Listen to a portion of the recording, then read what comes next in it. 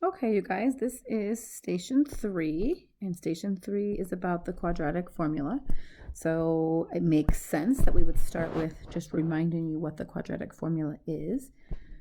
So that would be x equals negative b plus or minus the square root of b squared minus 4 times a times c divided by 2a.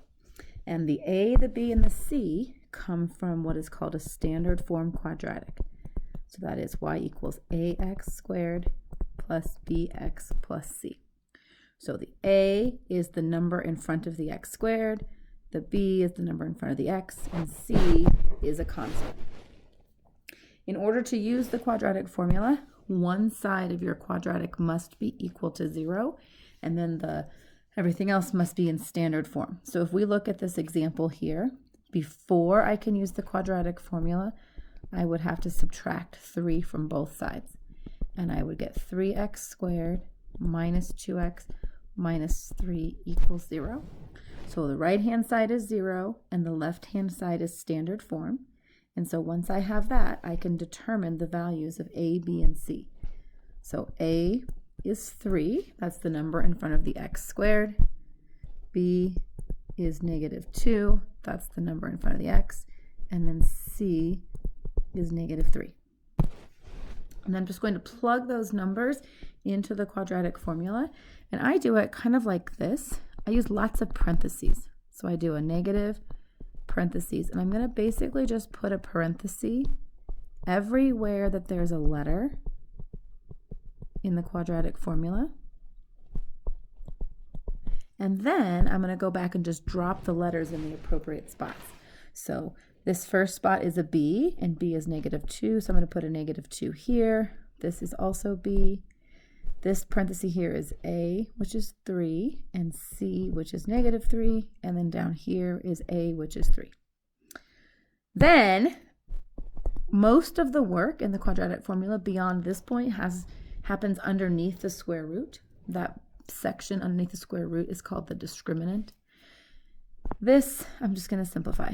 Negative 2 is 2, and this I'm going to just simplify to a 6.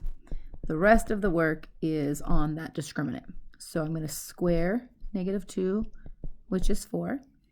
And then this is the part where most people make their errors. So I want you to notice that when I kind of put that bubble around that, I included the negative on the 4 with the bubble, because that 4 is really a negative 4. So what I have is a negative 4 times a positive 3, which is negative 12. And then negative 12 times negative 3 is positive 36. So this becomes plus 36.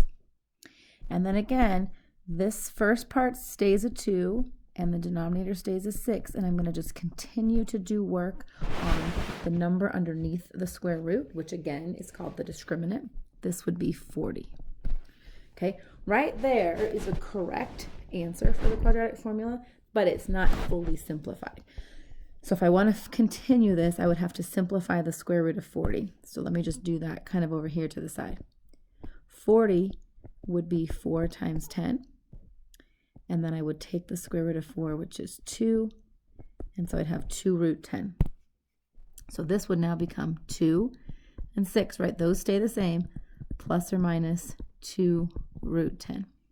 And this is a simplified answer, but not fully simplified answer. So there's one last thing that you can do sometimes.